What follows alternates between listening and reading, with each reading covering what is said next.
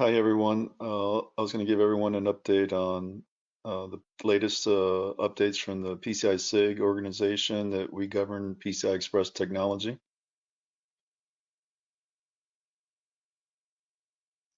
First, a high-level perspective on our organization.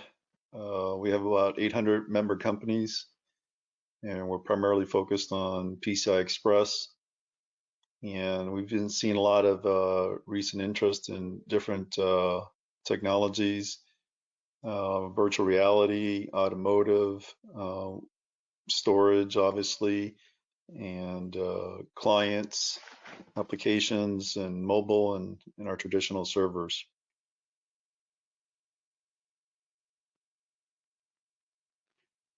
This slide kind of covers some of the areas that we're focusing on, as I mentioned earlier, aerospace and AI, other areas that we're focusing on.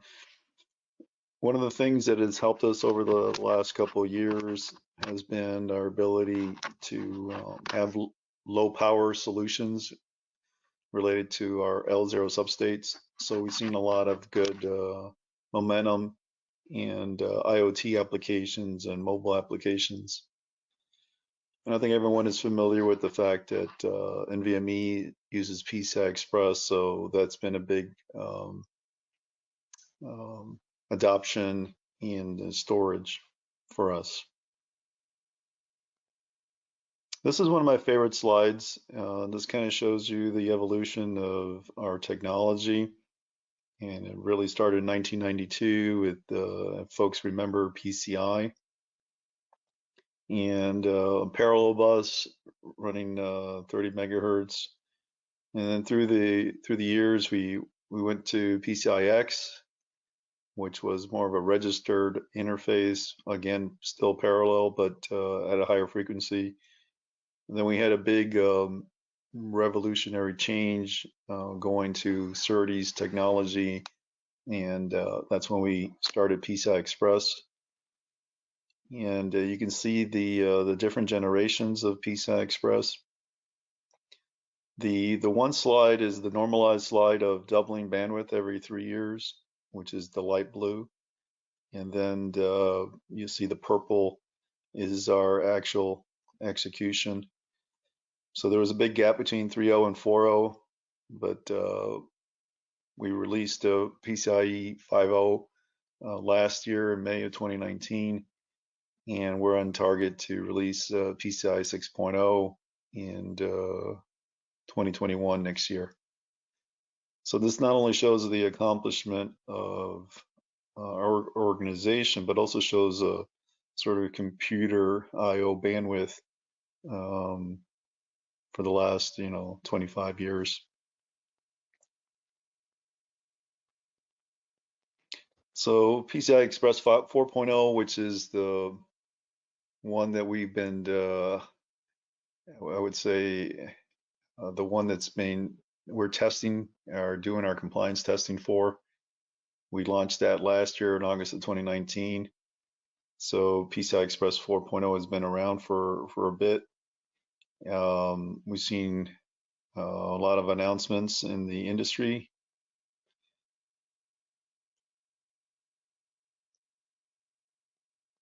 PCI Express 5.0 got released last year in May 2019. It delivers 32 gigatransfers per second.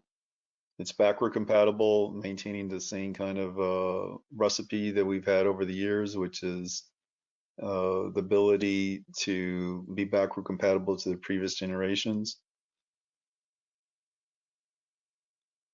It was a big change from an electrical perspective, and we've seen several folks demo in our developers conference solutions with PCI Express 5.0, and we're currently working our starting up our compliance testing and for development perspective. But right now, the only ones that we're currently testing in our compliance workshops is PCI Express 4.0. But I think if I look towards the future, I think we'll start seeing some announcements on 5.0 They're typically, 12 to 18 months after the spec release, where we start seeing folks announcing PCI Express 5.0 solutions.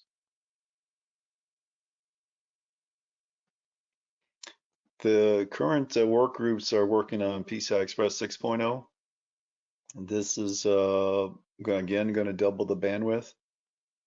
The current status is that we released the 0.5 specification on February of this year, and there's a couple interesting changes at 6.0. The first one is that we're going to PAM4 signaling rather than our traditional NRZ technology that we've used in 5.0 and in previous generations. So this will allow us to send more bits in the same kind of frequency. So this allows us to to obtain our doubling of the bandwidth. The other area that we're focusing on is the forward error correction. This is an important ingredient to be efficient and also to be reliable at these kinds of frequencies. So there's been a lot of work in the work groups over this technique, and it's going to be a key enabler for us to be successful with PCI Express 6.0. As in previous generations, we're still going to focus on being backward compatible. We think we can pull that off with new connector techniques and new board techniques. And we're targeting the same similar channel reach as the 5.0. On this slide, we kind of show the different generations of PCI Express and the different kinds of bandwidth. So for a by 16, the total throughput of a by 16 lane at PCI 6.0 will be 256 gigabytes per second. So we're confident that this is going to allow us to support, quad 100 gig Ethernet solutions, new accelerator attachment points, and basically we're trying to be ahead of the industry and the I/O demands going forward. And as I mentioned earlier, the target is going to be 2021 release for this. And as we meet with the work groups and get updates on their status, that still seems like very confident that we're going to be able to achieve that. The work groups are essentially like 24 different companies in our electrical work group, sharing ideas, vetting different proposals.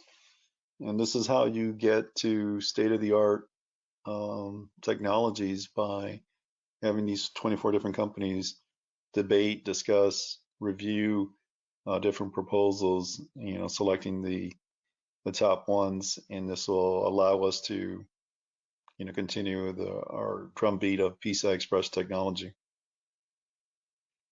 So we're very excited about PCIe 6.0.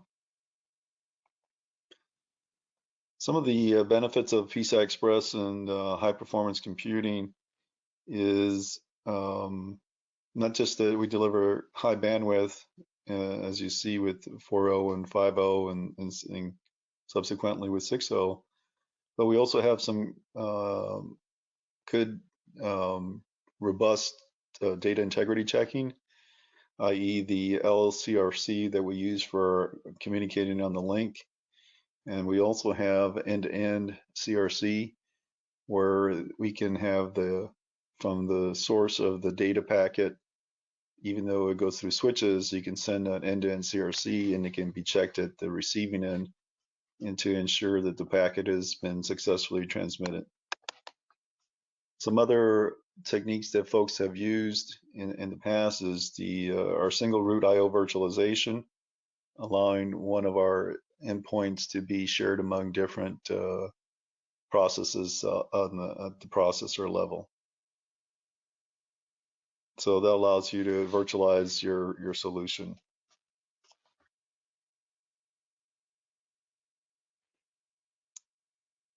Here we list a couple of the OCP specifications that are currently using PCI Express for folks' reference, those that are in the OCP space.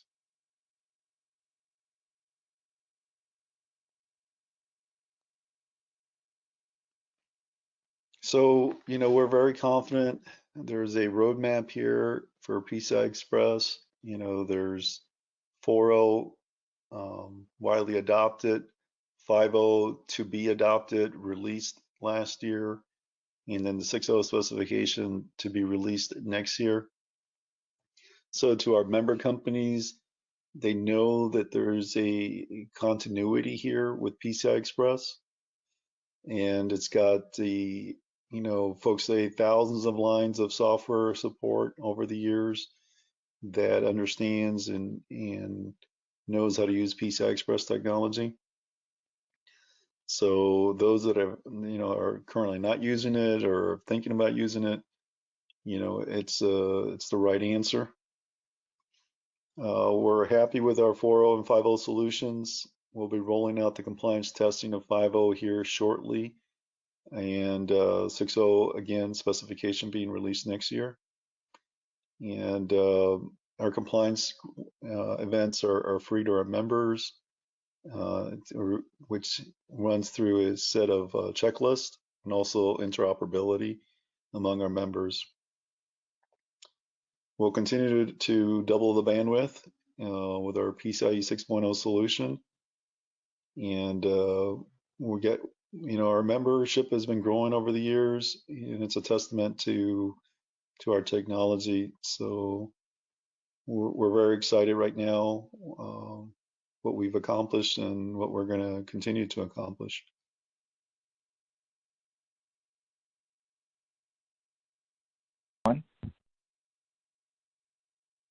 Hey, hi everyone. Thanks for your questions. I'll try to answer the questions that we received. The first question is related to 128-bit, 130-bit encoding. Are there any future plans to change that? And no, currently there is no interest in changing that. It's very efficient, hard to get it more efficient than what we currently have. Yeah, the next question was PCIe 5.0, would it be a niche play? The concern being the PCB cost. And this is more like pay if you want it, right? If you need the bandwidth, you'll spend the extra money for it. Now you can envision that there could be several systems that only have the need for several high-speed slots. So maybe PCIe 5.0 will only be used in several configurations, and not all of your PCI Express ports will be 5.0, thus reducing your cost, but also allowing you the flexibility to support the high-speed NICs. The other question was related to 4.0 and 5.0 and how it relates to other technologies. And all our PCIe 5.0 and 6.0 are backward compatible.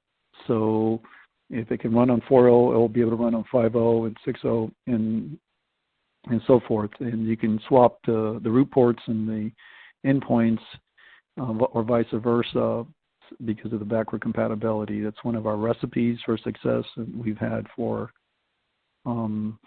really forever, and it allows us that flexibility. The next question was connectors. Do we need new connectors? And yes, there's been a lot of work on connectors, and that's one of the techniques to achieve the higher bandwidths. So there's been a lot of improvements over the years in advancements in connectors, and that reduces our crosstalks, and it allows us to achieve these high speed rates. And even though they're new connectors, they're still backward compatible, so you can plug in a 4.0 solution on these new connectors and the legacy solutions. And the last question was latency on PCIe 6.0, and it's the forward error correction code that we're going to be using is very low latency, state-of-the-art technique to maintain that very low latency features so we don't be impacted dramatically by the FEC forward error correction code. Thank you for your presentations. If you have any follow-up questions, feel free to reach out to me and the PCI SIG. Thank you.